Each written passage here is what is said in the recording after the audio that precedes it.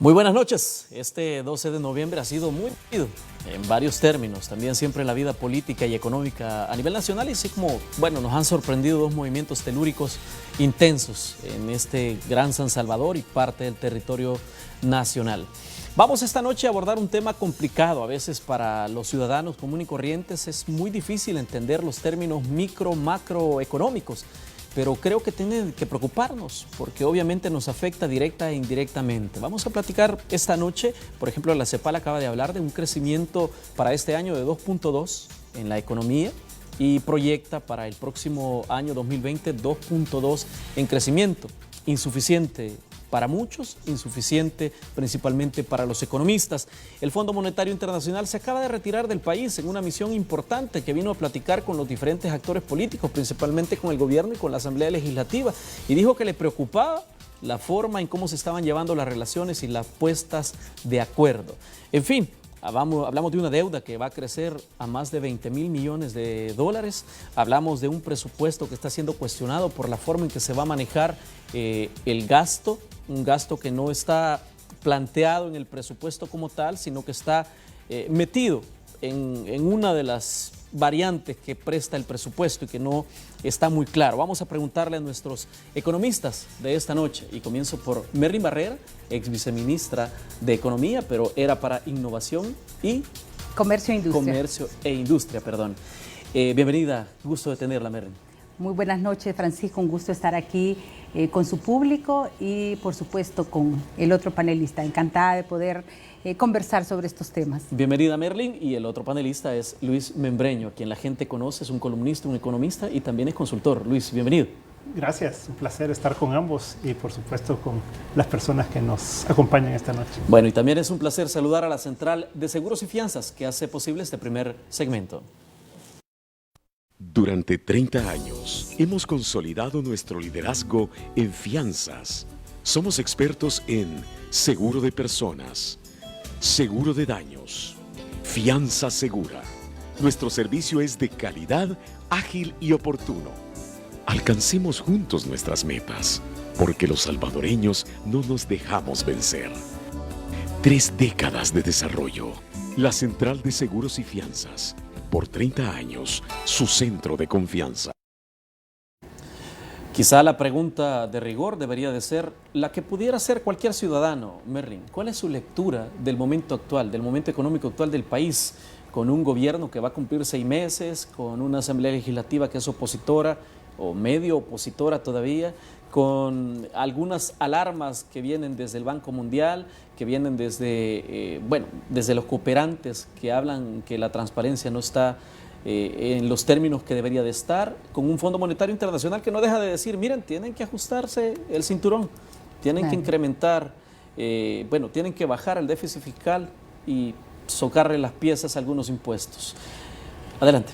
Sí, yo creo que hay, a partir de la llegada del nuevo presidente y su gobierno, se generó una gran esperanza que se tradujo en mucha expectativa sobre posibles cambios a nivel de la política económica, la conducción, la definición de cuál es ese rumbo que la economía debía de tomar, y obviamente en otro tema que es fundamental y muy ligado a la economía, que es el tema de seguridad ciudadana.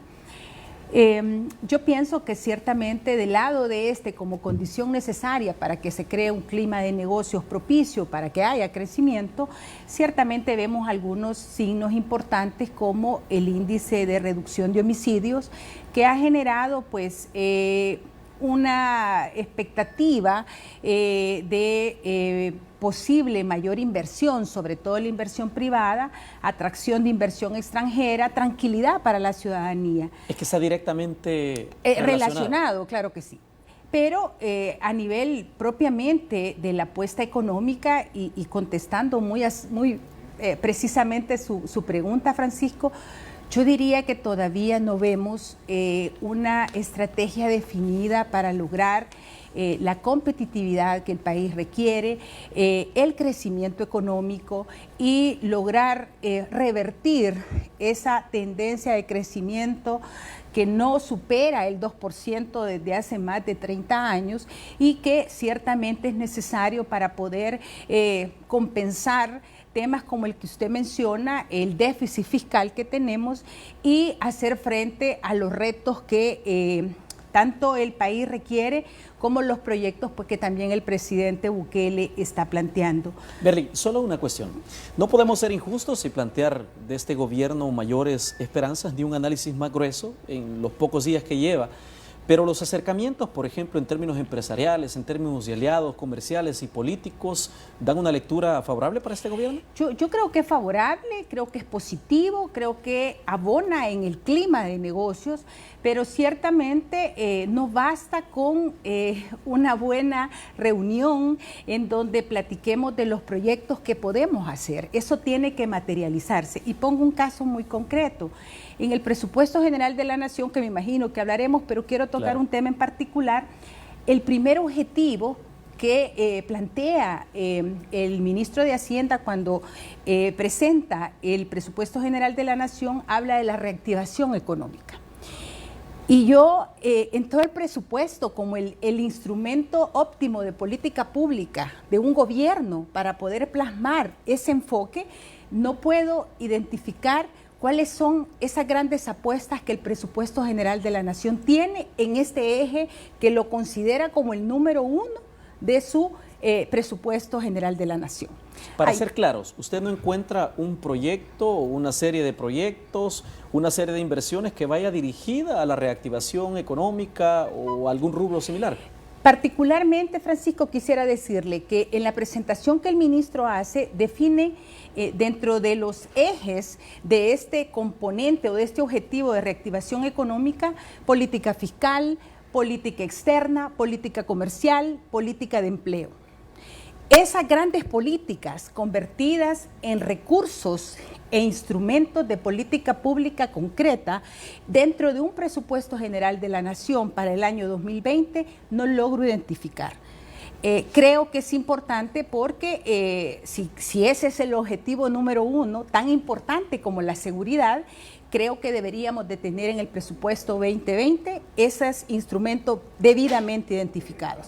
Así Berlín. Como vemos, solo termino, sí. Así como vemos los incrementos en los rubros de seguridad, la PNC y en fin, todo lo que tiene que ver con la seguridad ciudadana, educación, salud, defensa. Creo que deberíamos de tener también esas grandes apuestas a nivel económico. Por eso creo que todavía estamos a tiempo y ojalá pues retomen como una de las recomendaciones que no solo lo digo yo, sino que el mismo Fondo Monetario Internacional en su última visita también lo ha mencionado. Claro, no puedo dejar de preguntarle, Merlin, usted es exfuncionaria, ¿sí se tenían esas proyecciones dentro de los presupuestos que se presentaron en el gobierno anterior? Porque muchos se deben de estar preguntando. Merlin está planteándolo así y el gobierno del profesor Sánchez Serén probablemente no proyectaba de la misma forma. Sí, fíjese que en el año 2011 se creó la Ley de Fomento de la Producción. Es una ley de la República. Y en esa ley está planteado que el Ministerio de Economía iba a impulsar la política de fomento y diversificación productiva del país. Nosotros contamos dentro del ministerio, cuando yo fui funcionaria, con un préstamo de $30 millones del BID que nos sirvió para poder impulsar una serie de instrumentos, mecanismos y políticas que se tradujeron en algunos indicadores concretos a nivel de empleo, a nivel de innovación, a nivel de crecimiento económico. Creo que la pregunta siempre es, ¿eso es suficiente o no? Creo que es insuficiente, ¿no? Y una apuesta económica creo que debe de considerar muchos más recursos, pero ese tipo de políticas concretas... Las encuentra ausentes acá. Exactamente, no las encuentro bien identificadas en el presupuesto presentado. Bueno, Luis habla de desaceleración económica en el país y que esto empieza a mermar los números relativamente alegres que han habido en los últimos años, Luis, que ha sido un crecimiento pírrico, pero que al fin y al cabo crecimiento. Sí, lo que pasa es que hay que analizar las expectativas por un lado, las esperanzas que pueden haber, las proyecciones que se pueden hacer, pero hay que ver la realidad, ¿verdad? Hablamos con un muy importante funcionario de gobierno y él me decía, sí, la verdad que las expectativas están ahí, todo parece ir caminando, pero los números no se están dando. Y eso es lo importante, ¿verdad? O sea, uno puede creer que va a ocurrir tal cosa, pero la realidad es que el segundo semestre del año pasado, del año pasado, la economía creció 2.7%. Y este segundo trimestre de este año, 2%. Ese es un dato frío. El año pasado crecían las remesas al 8%, hoy han crecido hasta septiembre 4.4%. El año pasado crecía, no me acuerdo exactamente cuánto, pero alrededor del 7% la recaudación de impuestos, este año está creciendo menos del 1%. Las exportaciones están creciendo 0.5%, las importaciones 2.2%. O sea, lo que estamos viendo es una desaceleración de la economía. La inflación, que es un reflejo también de la actividad económica, está en menos 0.9% al mes de septiembre, que acaban de publicar la cifra. Entonces, lo que vemos es el crédito también, que viene desacelerándose, a pesar de que los depósitos van creciendo y la liquidez se va incrementando en el sistema financiero. Entonces, pero yo escuchaba números del presidente de Avanza que decía lo contrario, Luis, que se estaba otorgando mucho más crédito, que andaba alrededor de, ¿qué? 20, no recuerdo la cifra exacta, pero se hablaba de un crecimiento y sobre todo en el sector empresarial y económico, la actividad económica. Hay un crecimiento del 5%, pero los depósitos están creciendo al 8%. Entonces, lo que estamos viendo es una brecha de liquidez, ¿verdad?, en la que hay más dinero disponible para prestar que lo que se está prestando. Y eso es porque la demanda está baja, o sea, no hay proyectos, no hay una actividad dinámica, digamos, en todos los sectores. Ese es el punto, esa es mi pregunta. Luis, ¿a qué atribuye todo este cúmulo de situaciones que hablan de una perspectiva a la baja? Hay una serie de elementos, o sea, si uno lo ve aisladamente a El Salvador, uno dice, uy, ¿qué está pasando en El Salvador? Pero si uno lo ve un poco en el contexto internacional, uno dice, El Salvador está bien. Uno ve países como Nicaragua con una caída del 5.5% este año en su producción, ¿verdad?, en el PIB. Bueno, y CEPAL dice 1.4 para Latinoamérica en crecimiento para este año, ¿no? Sí, estamos hablando de menos 0.3% según el Fondo Monetario Internacional, de 0.3%, perdón, positivo, para este año en la región latinoamericana. Estamos viendo un Venezuela que no es sorpresa, ¿verdad?, pero menos 35% de crecimiento, un Brasil que es 0%, un México 0%, estamos viendo una Argentina con menos 5.5%, o sea, lo que estamos viendo es una desaceleración de muchos países y lo mismo en el comercio internacional, lo que se está viendo es una desaceleración del comercio internacional, el conflicto entre la China y Estados Unidos afecta al mundo entero. Y que aparentemente, Luis, el próximo año podría ser una afectación mayor para países con economías como la nuestra, ¿no? Ahí hay dos tesis, ¿verdad? Están los que creen que esto va a continuar en esa tendencia de desaceleración y el Fondo Monetario, que ha indicado que ellos esperan un repunte.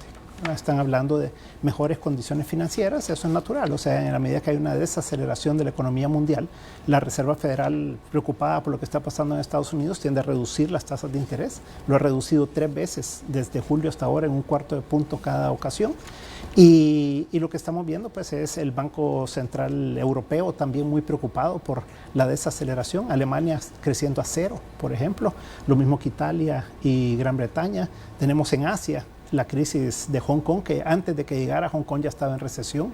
Lo mismo a Singapur, ¿verdad?, estaba en recesión. Países nórdicos también, etcétera. O sea, es una desaceleración sincronizada, la ha llamado el fondo, del 90% de los países del mundo. Entonces, en ese contexto no extraña lo que está pasando en El Salvador. Ahora, lo que sí hay que ser muy realista es decir, bueno, si eso es lo que está ocurriendo y si eso es lo que veo en la tendencia en El Salvador, ¿qué es lo que voy a hacer para el próximo año? Bueno, quédese ahí, Luis, porque la pregunta sería, ¿se están dando los pasos? ¿Cree usted que se está haciendo el plan correcto, se está desarrollando el plan correcto para dar los pasos necesarios? Por ahí cuando me mencionaba Hong Kong y me mencionaba Singapur, me vino a la mente el evento que tuvo la ESEN días atrás, donde presentan un informe importante y donde tiene unas palabras interesantes también su rector, el señor Ricardo Pomo, donde habla sobre el crecimiento. Eso se lo contamos cuando regresemos del corte comercial y seguimos platicando con nuestros economistas invitados.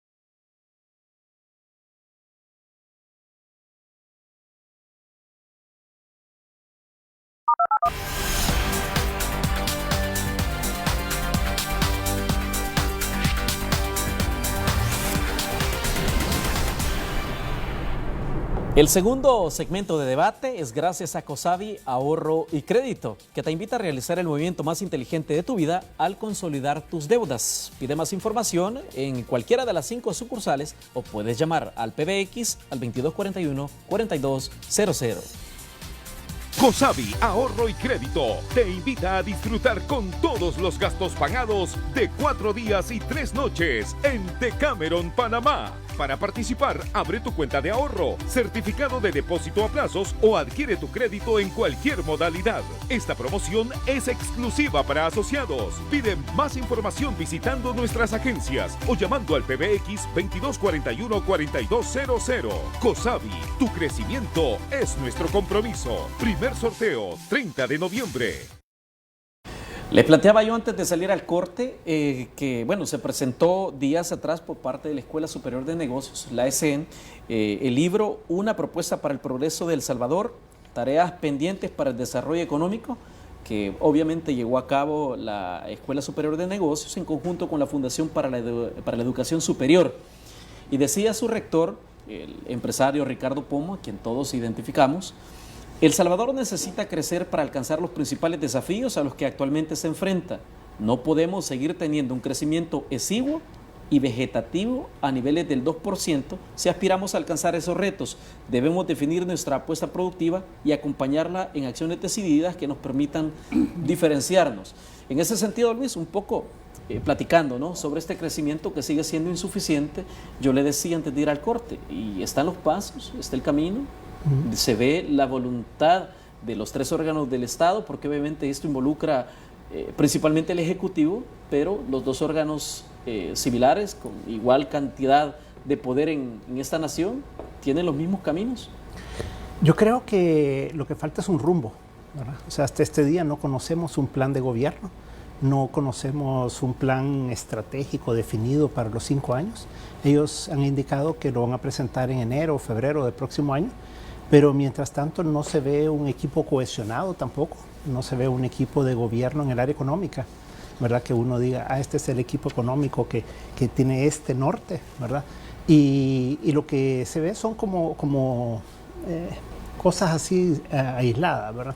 Entonces, el tema del crecimiento es algo que, ya lo decía Merlin hace un rato, o sea, desde 1996 venimos creciendo en promedio al 2%. En el país. Entonces, si no hacemos algo para cambiar esa tendencia y que sea del 4% y no menor al 2%, que podría ser la tendencia que vemos ahora con lo que estamos viendo en el país, entonces no se logran alcanzar las metas que se pretende. O sea, el gobierno... Se plantea que en enero se puede presentar el rumbo, ¿será que tendrá que ver con que ya va a tener una ejecución presupuestaria el gobierno? Porque me imagino que no puede usted empezar a trazar líneas si no tiene con cuánto va a contar. Lo que pasa es que el presupuesto es la parte final de una planeación, no es la primera. Entonces, usted dice, yo quiero hacer esto, quiero hacer esto, quiero hacer esto, ¿verdad? Y después dice cuánto me cuesta, ¿verdad? Pero aquí nos han dicho cuánto nos cuesta y después nos van a decir qué van a hacer. Entonces, eso es lo que yo creo que el problema es cuando uno no tiene un plan y uno solo hace un presupuesto vegetativo, incrementalista, ¿verdad? Entonces se llega al momento en el que dice, bueno, pero yo quiero hacer estas otras cosas. Ah, sí, pero usted ya presentó un presupuesto. Entonces vienen con un nuevo endeudamiento. Posades planteaba en estos días que el déficit para el próximo año planteado en el presupuesto es de 3.1% del PIB. Eso son 800 y tantos millones de dólares. Pero que probablemente, si obtienen ciertos préstamos que ya anunciaron, esto sería 3,5% del PIB. Y yo le agrego, y si piden otros préstamos, y si quieren hacer otras cosas, y si quieren hacer otras inversiones en infraestructura y demás, estaríamos en 4% fácilmente, ¿verdad? Entonces, yo creo que... Con este juego que a veces se da, ¿no?, que solicitan nuevos empréstitos a la Asamblea Legislativa, con votaciones que se les terminan siendo muy forzadas. Y el problema es que lo que el país necesita es ir en dirección contraria. No, el 3.1% del PIB, que ya está anunciado según el ministro de Hacienda para este próximo año, ya es alto. comparado a lo que debería de suceder para el ajuste de los 2 puntos del PIB que está hablando el Fondo Monetario Internacional, y que lo ha venido hablando desde hace días, ¿verdad? Justo del fondo, a eso quería ir, a cualquiera de los dos que quiera platicarme. ¿Qué piensan de este planteamiento de el Fondo Monetario Internacional, que habla de esta, no sé cómo llamarlo, puedo utilizar un calificativo equivocado, pero estas disputas constantes a nivel político que se dan entre el Ejecutivo y el Legislativo? Cuando presentan un informe y lo hacen con un comunicado de prensa, dice: los riesgos a la baja para las expectativas se derivan del crecimiento global más débil de lo esperado y de desviaciones en la política nacional, apuntando perfectamente lo que ya habían dicho los voceros a la Asamblea Legislativa. Lo que pasa es que el fondo dice, lo que esperaríamos es que el presupuesto se apruebe en tiempo y que se apruebe su financiamiento. Pero por el otro lado también, en la siguiente página, el fondo dice que debe haber un ajuste prudente, una consolidación fiscal adicional de alrededor de 2% del PIB para 2021. Y dice más adelante, las brechas financieras considerables se avecinan a mediano plazo. ¿Qué quiere decir eso? O sea, el fondo dice, miren, sería bueno que se entiendan, ¿verdad? Y que se pueda aprobar un presupuesto que lleve en esencia un ajuste para los próximos 2 años. Pero lo que se está viendo es que se avecina unas considerables brechas financieras a mediano plazo. Mediano plazo son los próximos 2 años. Entonces, esa brecha... El gran fantasma de la deuda, ¿no? Claro, y esas brechas lo que le lleva es un déficit que lo tiene que financiar con deuda. Entonces, las estimaciones son de que la deuda, lejos de bajar, porque debería bajar del 70% del PIB hacia 60% al 2030, lo que va a pasar es que si se aprueban estos préstamos que estamos hablando, va a subir hasta probablemente 73% del PIB el próximo año. Entonces, el problema es que el gasto está definido. Van a crecer en 8.7% el gasto el próximo año. Hay cosas que no están controladas por ellos, pero por el otro lado, los ingresos, por lo que estamos hablando del bajo crecimiento, es probable que no se dé. Entonces la brecha se amplía, el déficit se amplía, la deuda que se necesita es mayor, y por lo tanto nos alejamos de una sanidad fiscal y de la ley de responsabilidad fiscal. Ese es el punto que tampoco ni FUSADES, ni CEFI, ni otros economistas, menos lo vio el Fondo Monetario Internacional, vio los pasos para cerrar esa brecha fiscal, y en el presupuesto se cuenta con muy poco margen, o al menos muy poca claridad al respecto. Siempre nos recomienda el Fondo Monetario Internacional, creo que estuvo en mayo pasado una misión, en marzo pasado, que lo mismo dijo, ¿no? Hay que socarse el cincho, y la verdad es que los salvadoreños nos asusta cuando nos dicen hay que ajustar el 2%, porque sabemos que esa puede ser una cascada que puede aterrizar en las grandes mayorías, pero sobre todo quizá da un poco de tranquilidad que ya vamos a un año preelectoral y usted sabe que la carga impositiva es antipopular. Sí, quizás un elemento antes de comentar lo del fondo. Ya Luis hace una cuenta de cuánto podría ser ese déficit que oscila entre 3.1% del PIB. Eso considerando que la tasa de crecimiento del país sea de 2.5%. Pero ya usted mismo iniciaba mencionando que CEPAL ya está diciendo que puede ser de 2.2%. Eso, si algunas condiciones no crean un impacto mayor, ¿verdad? Algunos otros menos optimistas hablan de que podría ser de 2%. Entonces, ya cuando usted tiene en términos porcentuales 0.5, es decir, de 2.5, que es la estimación con la que han trabajado el presupuesto general de la Nación, y la realidad es que el crecimiento sea 2 o 2.2, eso nos aumenta la deuda o la brecha fiscal, porque como muy bien señala Luis, los gastos son rígidos, esos no los puede usted reducir, pero los ingresos se ven disminuidos por el nivel de crecimiento que también se ve disminuido. Entonces creo que aquí hay algunas alarmas importantes que creo que con responsabilidad ese equipo económico que muy bien menciona Luis, debería de estar indicándole al presidente de la República esas luces amarillas de lo que puede venir y que realmente puede generar un impacto que ojalá pues a futuro no nos cree una condición similar a la que tuvimos hace 2 años 2017 con el default. Particularmente yo quisiera decir que en lo que usted menciona de las recomendaciones del fondo de marzo, claramente el fondo dice que el déficit primario debe reducirse en 2 puntos y hace recomendaciones tanto a nivel de ingresos como a nivel de gasto, ¿verdad? Por el lado de los ingresos habla del IVA, que particularmente para mí es la peor, digamos, de las decisiones que en este momento podríamos tomar. Primero, porque afecta regresivamente a toda la población. Segundo, porque también genera recesión, desaceleración a nivel de las tasas de crecimiento económico y además golpea fuertemente a toda la población y Dios no lo quiera, eso podría generar un descontento social que, viendo lo que está sucediendo a nivel del Cono Sur, podría llevarnos, quién sabe, a que la gente también comience a renegar de ese tipo de medidas.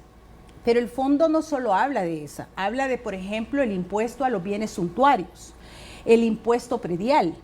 Y yo creo, volviendo al presupuesto o al proyecto de presupuesto 2020, no he visto este tipo de premisas dentro del presupuesto que se ha proyectado.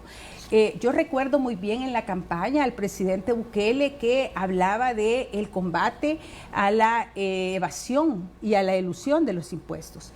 Y yo creo que esto es un tema que de manera inmediata debe de ser abordada con una política fiscal realmente muy agresiva. ¿Ha visto alguna luz al respecto? Le pregunto porque el mismo funcionario del gobierno del profesor Sánchez Serén está al frente de la cartera de Hacienda. Y el mismo ministro recibió las recomendaciones del fondo en marzo de este año y es el que está planteando este presupuesto. Entonces, y yo quisiera nada más como para ejemplificarle a la gente que estamos hablando con esto de la evasión, ¿verdad?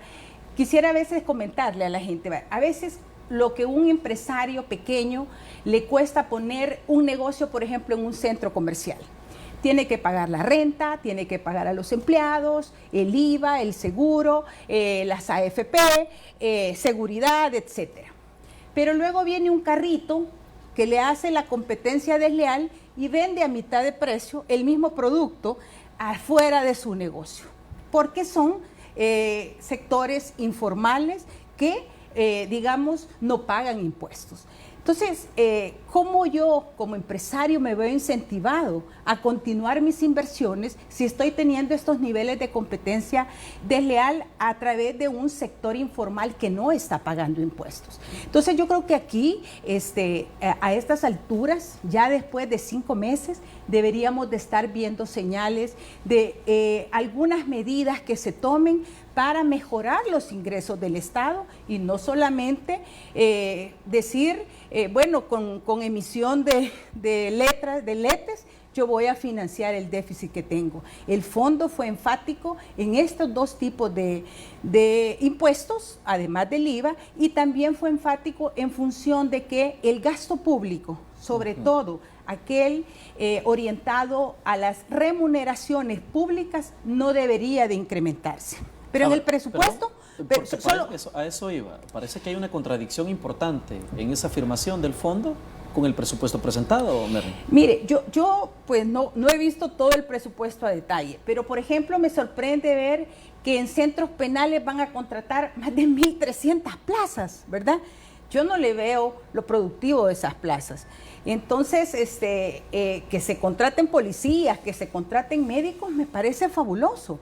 Pero 1.300 personas para cuidar a los que tenemos encarcelados con nuestros impuestos. Yo realmente creo que no es la manera de hacer más eficiente el gasto. Vamos a ir al tema del presupuesto inmediatamente del corte, pero antes de ir, Luis, sobre el mismo tema. Por ejemplo, Merlin planteaba el IVA sería catastrófico, no debería de ser el camino. Y hacía una enumeración de todas las recomendaciones anteriores del fondo. ¿Ese es el camino, Luis? Porque cuando habla el fondo de socarnos el cincho, el IVA es el primero que brota la cabeza, ¿no? A mí me recuerda las palabras del presidente Bukele el día de la toma de posesión. Él habló de una medicina amarga. Cuando él habló de una medicina amarga, yo dije, ¿se estará refiriendo al IVA? ¿Qué, verdad? O sea, pero yo creo que hay 2 cosas ahí. Uno es, ¿cuánto puede producir lo que usted ya tiene? Y lo que tenemos no está produciendo mayor cosa, porque estamos hablando que este año la recaudación básicamente no está creciendo. En segundo lugar, la recaudación, según un estudio que acaba de hacer la UCA, dice que lo que más crece cuando uno habla de crecimiento económico es por la inflación. Y la inflación de este año es negativa, es menos 0.9%. Eso quiere decir que si eso es cierto, en lugar de estar creciendo los impuestos o la recaudación, debería estar reduciéndose. Entonces, las condiciones para crecer vegetativamente, digamos, la recaudación, si no se da el nivel de crecimiento de la economía y no se da el nivel de crecimiento de la inflación que está proyectando el gobierno, es muy difícil que el próximo año se alcancen esas metas, primero. Segundo, entonces es en un momento contractivo, digamos, en un momento complicado, lo peor que usted puede hacer es poner un incremento en el IVA, pues. O sea, eso no tiene ningún sentido y que no porque se va a puede obviar contraer más la vamos a economía. estar en años preelectorales. Y claro, son pero complicados. si nos abstrayéramos nosotros de la política, digamos, y lo viéramos solo numéricamente, ¿verdad? El Fondo Monetario dice aquí con esa frialdad de los específicamente, economistas, Luis. pues sí, o sea, yo creo que uno tiene que ser así de claro, ¿verdad? Ajá. Y él dice que debe hacer un ajuste prudente, dice.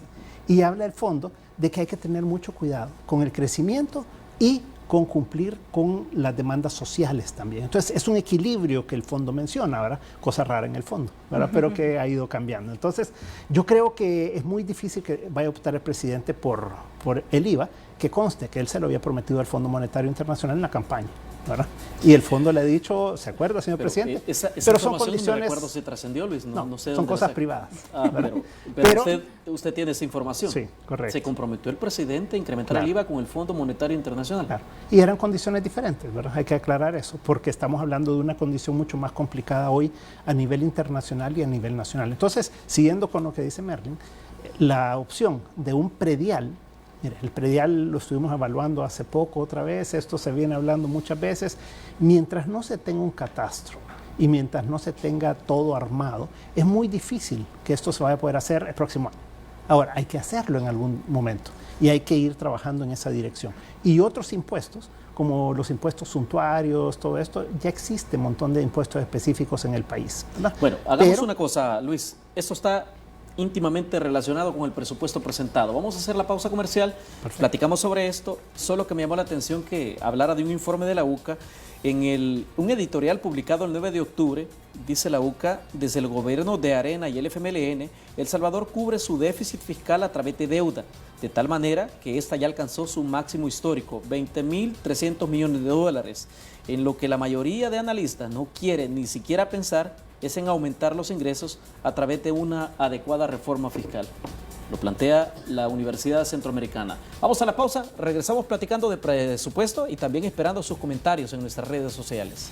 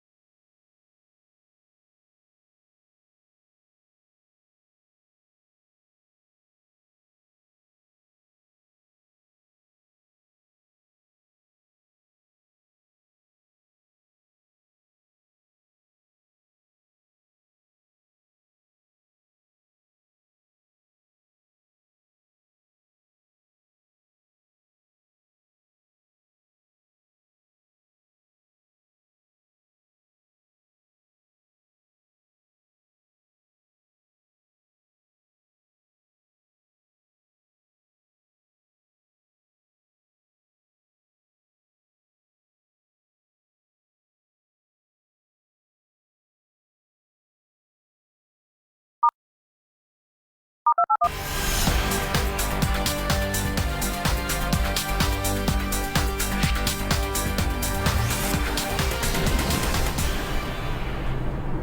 tercer segmento se lo presentamos gracias a Sistema Fede Crédito. Recibe tus remesas familiares a la vuelta de la esquina en Fede.Punto Vecino del Sistema Fede Crédito. Los que somos 100% salvadoreños, en familia aprendimos que la distancia solo fortalece los lazos de afecto y apoyo. Aprendimos a reconocer el trabajo y esfuerzo de quienes nos formaron. Recibe tus remesas familiares por medio de las cajas de crédito y los bancos de los trabajadores del Sistema Fede Crédito. Pago de remesas familiares, una razón más para usar la familia de productos y servicios del Sistema Fede Crédito. Sistema Fede Crédito, queremos darte una mano. Bueno, si les pudiese compartir el entremés comercial sería fantástico. Luis, la lectura sobre el presupuesto general de la Nación, y yo sé que usted lo ha estudiado, conoce ya las exposiciones del señor ministro y también los cuestionamientos que se hacen desde la Asamblea. En términos generales, ¿cómo ve la presentación de este presupuesto? Mire, lo que se ve es que hay ciertas cosas que no les ha quedado más opción que cumplir con la ley, ¿verdad? Por ejemplo, el incremento del FODES. El incremento del FODES son 122 millones adicionales que sí o sí tenían que cumplir con eso. El cambio en la ley de pensiones, que implica un incremento en la tasa de interés de medio punto cada año, ¿verdad? Y eso también tiene un incremento para este año. El incremento en la deuda en general, que también les implica un incremento en los intereses para el próximo año. Cerca de 700 millones, ¿no?, de intereses. No, de intereses, bueno, en total son 1.050 millones más o menos. 1.112, recuerdo. Sí, entre lo que es intereses y pago de capital, ¿verdad? Entonces, eso ya genera ciertas limitantes, digamos, que tiene que cumplir el gobierno. Ahora, lo otro es ya cuando uno ve las prioridades del gobierno, a dónde le está apostando, a dónde está incrementando. Y ahí la gran apuesta es seguridad, ¿verdad? Lo que uno ve es que en defensa hay un incremento fuerte, en la policía hay un incremento fuerte, también incluye ya para este próximo año los bonos y los viáticos de los policías y los soldados que antes se manejaba con el impuesto a la telefonía y ahora ya lo incluye dentro del presupuesto también. Y vemos algún incremento. ¿Incluye esto? Porque yo lo que estaba escuchando por parte de los diputados de oposición decir que esta bonificación no se estaba incluyendo, y también el movimiento de trabajadores de la policía parece que había puesto ese pero, ¿no?, que les habían ofrecido el incremento pero que no aparecía reflejado en la propuesta de presupuesto. Yo creo que lo que estaban reclamando eran los desmovilizados, que el presidente les ofreció el incremento de los $100, que son 50 millones de dólares para el próximo año, que no está en el presupuesto, ¿verdad? Correcto. Pero lo otro sí, o sea, ya incluye los ingresos y por lo tanto incluye los gastos también ahí, ¿verdad? Entonces, en educación se ve una apuesta bastante, perdón la palabra, pero pírrica, ¿verdad? O sea, en términos relativos a lo que es presupuesto de educación. No se ve un incremento significativo tampoco en salud, que es la otra apuesta que uno podría ver, ¿verdad? O sea, sí hay cierto incremento, pero el mayor incremento porcentual es en defensa, por ejemplo, ¿verdad? Entonces, yo creo que... Perdón, Luis, pero tampoco teníamos grandes refuerzos presupuestarios para educación en los gobiernos anteriores. ¿Sabes lo que pasa? Es que sí había habido ciertos incrementos y después venían refuerzos presupuestarios, ¿verdad?, en el transcurso del año, lo cual no ha cambiado, ¿verdad? Eso se sigue manteniendo también. Pero sí en el tiempo se ha visto cierta apuesta por la parte de educación. Ahora, lo que pasa es que las necesidades en educación son enormes, pues, ¿verdad? Y no las puede resolver un gobierno de un año para otro, pero deberíamos de ver una tendencia, digamos, en ese sentido. Entonces, lo que se ve es que también hay incrementos en plazas, ya Merlin mencionaba algunas, y son más de 2.000 plazas las que están incrementando el próximo año. Llama mucho la atención CEPA. CEPA ha tenido incrementos de plazas en los últimos años cuando volvió a contratar a toda la gente del puerto de Acajutla en el gobierno anterior, y ahora se ve un incremento significativo en plazas también en CEPA. Y es una autónoma que no paga poco a sus empleados, claro. Luis. Ese es otro estudio que vi recientemente y es el promedio de los sueldos en el gobierno versus el promedio en el sector privado. El promedio de estos sueldos anda arriba de los $1.000, ¿verdad? Y en el sector privado, si usted ve el salario promedio, digamos, en las AFPs, anda alrededor de $600, ¿verdad? Entonces sí, el gobierno está... El desfase en el gobierno es el siguiente, es que ellos están muy altos en la parte baja y muy bajos en la parte alta, digamos, ¿verdad? Por todas las distorsiones que se han ido creando en las últimas administraciones en el gobierno. Entonces, lo que se ve es un exceso de gasto para el próximo año en comparación a su capacidad de recaudar impuestos, una recaudación de impuestos que es posible que esté sobredimensionada, pero aún así, tomando el presupuesto tal cual, tiene un incremento en deuda muy importante. Y le agrego nada más que la deuda de corto plazo está ya en $955 millones más o menos, que es las letras del Tesoro. Me decían del Ministerio de Hacienda que ellos querían cerrar en 900 millones, lo cual está arriba de los 800 millones, que era la meta que mantenía el ministro anteriormente y que le había pedido a la Asamblea Legislativa, que quería refinanciarlos a largo plazo. Estos son como pasos en falso para cumplir la ley de responsabilidad fiscal, aparentemente. Lo que pasa es que ahí no la viola porque le permite el 30% de los ingresos corrientes, que son como 1.400 y tantos. El problema es que esta es una deuda que se va refinanciando mes a mes. Por ejemplo, este mes de noviembre, 1 de noviembre, se hizo una emisión y creo que fueron $130 millones al 5%. Entonces, lo que estamos viendo es que sigue refinanciándose mes a mes la misma deuda, porque no se le busca una solución. Y el problema es que si esto se refinancia a largo plazo, digamos, si usted le limpia la tarjeta de crédito, al poco tiempo se endeudan de nuevo, ¿verdad? Entonces, ahí es a donde viene el conflicto de la deuda de corto plazo, que además le suma en la deuda total.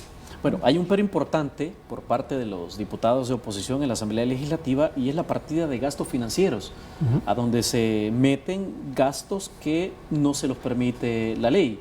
Luis, por ejemplo, hablaba usted del Ministerio de Defensa, que es de $19.3 millones, mucho más de lo que se había presupuestado anteriormente, pero en gastos financieros que al final su ejecución es para pago de salarios, contrataciones y otro tipo de rubros. Hay un rubro aparte, ese no lo conozco específicamente, pero sí analizamos otro rubro, que no me acuerdo cómo se llama, pero tiene $50 millones y ha saltado de casi nada a 50 millones este año.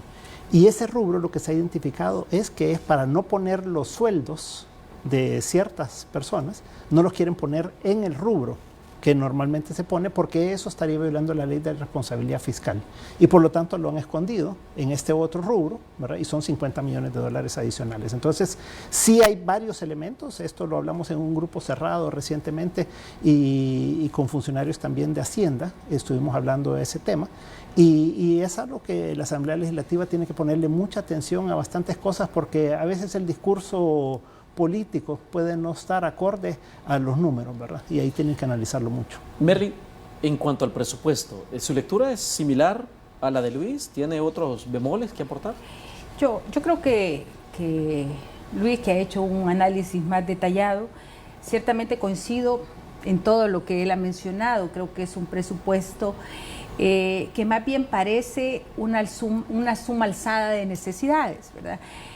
Todos fuimos testigos porque como todo se publica en Twitter, cuando llegaba a cada uno de los funcionarios a pedirle esto es lo que necesito para el 2020 y a veces da la impresión que lo que se hizo fue, se sumó todo, se dijo lo que nos hacen falta son 755 y llevan un presupuesto a decir eso es lo que necesitamos emitir para tener un presupuesto equilibrado. Yo creo que la función de los funcionarios del Ministerio de Hacienda debe de ser un poco más de asesoría hacia el presidente en este tema, sobre todo en materia del presupuesto. Porque si bien es cierto, ya lleva 755 millones de déficit, está el préstamo de 91 millones que también paralelamente están queriendo que se apruebe en la Asamblea. Para el plan de control territorial. Para la fase 2. Y hace poco entró el otro préstamo de 210 millones para la fase 3. Hoy estaba viendo que estaban presentando un préstamo de 20 millones para Bandesal, cuando uno suma todo el sector público, financiero y no financiero. Se habla de otro préstamo con fondos BESI y Corea para solucionar el problema de los chorros. se habla de una cantidad de cárcavas y proyectos de infraestructura, de obras públicas que se van a hacer a través de préstamos.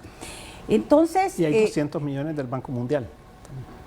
Además, y también el BID tiene un préstamo que creo que era para contingencias, para cuestiones climáticas o este tipo de cosas, que también está, digamos, en debate. Entonces yo creo que las repercusiones, a veces tengo la impresión, Francisco, y de verdad quiero decirlo con mucha honestidad, que los funcionarios piensan que es ir a prestar y hacer proyectos solo prestando, ¿no? Entonces las necesidades de desarrollo del país son fundamentales. Y yo siempre fui una crítica de que el presupuesto fuera una camisa de fuerza al desarrollo. Pero ciertamente tampoco podemos hacer caso omiso de la ley de responsabilidad fiscal, de las rigideces de nuestros gastos, de la necesidad de incrementar algunos ingresos y obviamente lo que usted mencionaba hace un momento, la necesidad de hacer una reforma fiscal que mejore la situación y cree las condiciones para generar los recursos para poder desarrollar una serie de proyectos. Mucho se habla de que muchos de estos proyectos, grandes proyectos, incluso se habla hasta de un tren pacífico que va a unir los dos extremos del país, y yo creo que antes de hablar de un proyecto de tanta envergadura, que sin duda puede ser muy bueno para el país, hay otras necesidades, salud, educación, que requieren de recursos. Y antes pero de no pensar... sé, en lo que plantea usted allí, Merlin, yo sí noto la ausencia, por ejemplo, del financiamiento para grandes o para megaobras que los presidentes suelen inaugurar y mostrar como sus grandes logros dentro del gobierno. No, al menos en el presupuesto no encontramos eso. Fíjese Rapidito, que tengo que ir a corte, por favor. muy brevemente, algunos les he escuchado que eso lo van a hacer vía asocio público-privado. Yo creo que lo primero que debemos de hacer es ir a leer la ley de asocio público-privado. Cada proyecto tiene que ir, si es nuevo, 2 veces a la Asamblea Legislativa para aprobación. O sea, no es una cosa de que el proyecto debe ser rentable para el país, ¿verdad? Y debe de tener la condición de que incorpore los recursos que el país no tiene para poder desarrollar esa obra de infraestructura.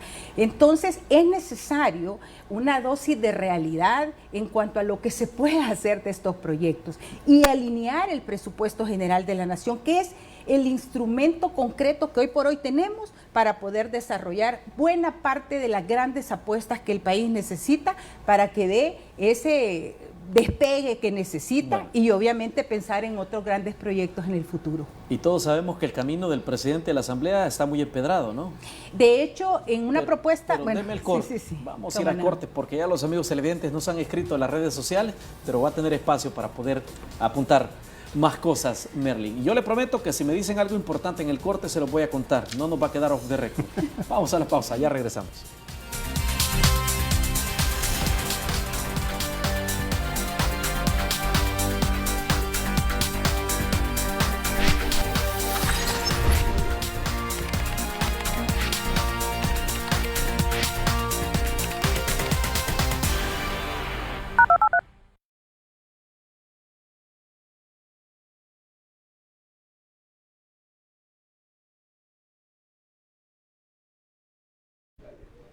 Uno, dos, tres, 1, 2, 3. Ahí estamos. Sí, pero no.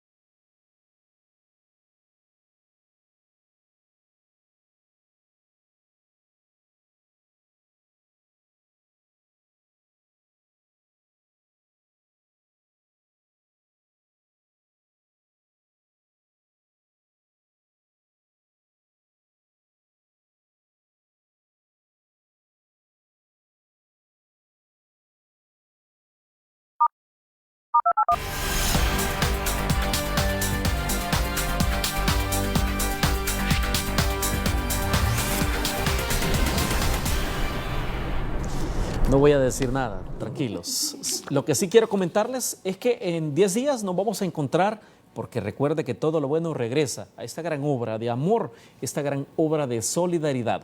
La Teletón está cerca, estamos a 10 días. Mao Hernández tiene las opiniones de nuestros amigos televidentes. Buenas noches, Mao, gusto de saludarte. Francisco, buenas noches, gusto saludarte también a nuestros distinguidos panelistas. Comenzamos con la participación de Mario Grisales, que nos dice: hay que impulsar el consumo, el dinero en los bancos no produce, facilidad de crédito, menos exigencias, pasar de la economía informal a la microempresa, incentivar las remesas, giros gratis, por ejemplo. De la cuenta Raquel nos dicen: señores, ¿qué proponen? El presidente solicita un crédito e invertir para frenar la delincuencia, porque los inversores dicen que la violencia lo limita. Los diputados, al no aprobar ni el presupuesto ni los 91 millones, lo que buscan es ahogarlo y que no haya crecimiento.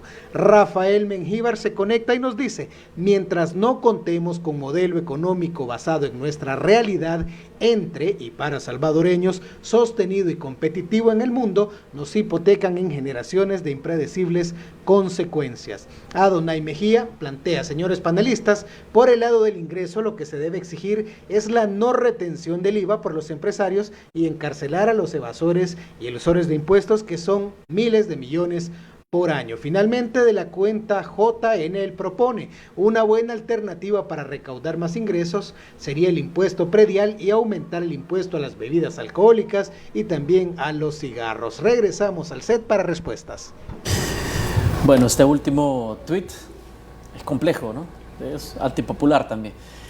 Sí. Luis, Merlin, ¿quién quiere comenzar? El consumo, planteaban que, por cierto, un economista que estuvo en el país para una entidad bancaria, trabajando para una entidad bancaria, decía que la gran apuesta y el gran crecimiento viene por el consumo. Lo que pasa es que si usted ve la historia de El Salvador, ¿verdad? Con las remesas familiares, el consumo es más que todo el Producto Interno Bruto. Ha sido 106% del PIB en los últimos años, después vino bajando a 103, a 101. La última cifra que yo acabo de ver es 99%. Igual es altísimo, ¿verdad? Mientras se tenga ese nivel de remesas familiares que se dedican principalmente al consumo, pues el consumo va a ser uno de los motores de la economía. Ahora, lo que yo le interpreté a la persona que escribió es que decía que el dinero que estaba en los bancos, ¿verdad?, había que ponerlo a producir, y que la microempresa es lo que había que buscar que creciera. Y lo amarro con algo que había dicho Merlin al principio, y es cómo se hace un sistema simplificado, amarrando ahí la parte tributaria, ¿verdad?, para que toda esta gente que está en el sector informal pueda formalizarse y pueda tener acceso a créditos baratos, entre comillas, contrario a los 2.500% que pagan o más en la usura. Y por lo tanto, lo que deberíamos de buscar es un sistema impositivo simplificado para ellos, que no tengan necesidad de estar llevando contabilidad, de estar teniendo que hacer todo esto, y que además les dé beneficio de AFP, beneficio de seguro social y beneficio de esa formalidad de poder reducir sus costos a través de financiamiento más barato y todo. Entonces, pero aquí hay bastante antifrases también en ese asunto de la informalidad, porque hay gente que tiene ganancias muy altas y negocios muy grandes. Y de negocios muy grandes también que no pagan ningún tipo de impuesto. Entonces yo creo que hablando de eso, de las pequeñas empresas, de las microempresas, y poder buscar formas de financiamiento a ellos, y hablaba de las condiciones que establece la superintendencia del sistema financiero, en otras palabras, ¿verdad? Entonces creo que ahí debe haber un cambio importante, ¿verdad? Después, si quiere, vamos a intercambiando. Solo le quería preguntar qué propone, dice una amiga televidente, porque ella plantea que están ahogando al presidente porque no le dan los recursos. Mire, yo creo que el presidente está pidiendo demasiado en el sentido siguiente, y es que no va a poder ni siquiera ejecutar tanto. O sea, yo lo que veo y lo que uno analiza del presupuesto... ¿Qué es demasiado? ¿Los 91 millones, los 200 son posteriores? Que ya el presupuesto normal del gobierno trae como 700 millones en seguridad, ¿verdad?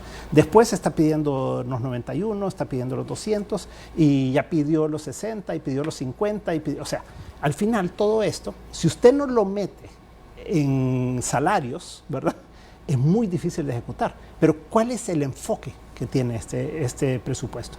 Es no control territorial, sino inversión territorial. ¿Qué quiere decir eso? Es que esta es una apuesta electoral. Lo que uno logra identificar ahí es que quieren meter plata en los municipios para poder tener un rédito electoral en las elecciones del 2021. ¿Y eso es por qué? Porque si el presidente logra meter plata en los municipios, eso le puede dar alcaldes y diputados, ¿verdad? Que es la apuesta. Entonces, cuando uno ya identifica todos estos proyectos, estos 90 millones, no son para seguridad, muchos de ellos, sino que es para invertir en proyectos que después les da rédito político. Claro. Merlin. Solo con eso, creo que hay que hacer un análisis político de eso, yo coincido con Luis, aunque yo creo que hay que ver si el cálculo no está mal hecho, porque no creo que sea tan automático la cantidad de votos que se trasladen de uno a otro, pero eso es otro tema. Como me ha invitado a hablar de economía, yo quiero opinar sobre dos temas que hablaban los televidentes. Y Merlin fue candidata. Sobre el tema del consumo, sí. Ahí aprendí que en política no hay que hablar mucho. Bueno, sobre el tema de los préstamos, voy a comenzar por esto. Mire, yo particularmente, y debo decir algo de verdad que lo he tenido en mi pensamiento desde hace varios días, se presentó un préstamo de 91 millones para la segunda fase de control territorial y 210 para la tercera fase. Yo particularmente, si fuera diputado, aprobara el de la tercera fase y no el de la segunda. ¿Por qué razón? Cubos, hip hop, ¿cómo se llaman estas canchas para andar en patineta? Discúlpeme, eso no es reactivación económica. Prevención a lo mejor, pero prevención también es educación, prevención también es salud. Entonces yo creo que he podido identificar en el préstamo de la tercera fase equipo para la policía, drones, armas, una serie de necesidades que podrían hacer más efectiva a la PNC para poder garantizar la seguridad ciudadana. Entonces, si estamos en un momento en donde hay que cumplir la ley de responsabilidad fiscal, donde tenemos rigideces por el lado del gasto, donde tenemos ya un déficit fiscal bastante abultado y una deuda que supera ya el 70% del PIB, creo que por prioridades deberíamos de pensar más en el de la fase 3 y no en el de la fase 2. Esa es mi lectura.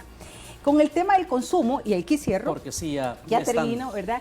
Yo creo que hay que impulsar el consumo, pero también hay que impulsar la inversión, hay que impulsar las exportaciones y reducir las importaciones. Esa es la ecuación para poder lograr el crecimiento económico. Entonces, creo que aquí hay que trabajar no solo en reducir, en aumentar el consumo, porque a la larga esto genera un círculo vicioso. Si usted solo alimenta el consumo y no genera las fuentes de empleo para generar ese consumo, al final va a crear un efecto negativo a nivel de las tasas de crecimiento. Bueno, producción ya está redactando un documento donde se comprometen a hacer un programa más político que económico, porque parece que hay muchos argumentos y mucha información que podemos compartir con los amigos. Y déjeme decir una cosita nada más para terminar, porque creo que hay que dejar un mensaje, ¿verdad? Y debe ser que la apuesta no es el sector público, sino que es el sector privado. El sector público, por todo lo que hemos hablado ahora, está muy limitado en lo que puede hacer y en su capacidad de gasto y todo. Entonces, lo que debemos de hacer es dinamizar al sector privado, generar inversión privada, nacional y extranjera. Podemos hacer otro día un programa sobre eso, pero quiero dejar ese mensaje de que no debe de ser concentrándonos en lo público, sino en los incentivos para los privados. Luis, gracias por estar con nosotros esta noche. Muchas gracias, un placer compartir con ambos. También, Merlin, bueno, no recuerdo una entrevista televisiva post función pública, creo que tal vez una o dos, pero sí, nos da gusto poder tenerla acá. Creo que es la primera. Bueno. Así que un gusto, igualmente, gracias con Luis y con usted. A usted también, gracias. Nos encontramos mañana a las 8 de la noche en Debate.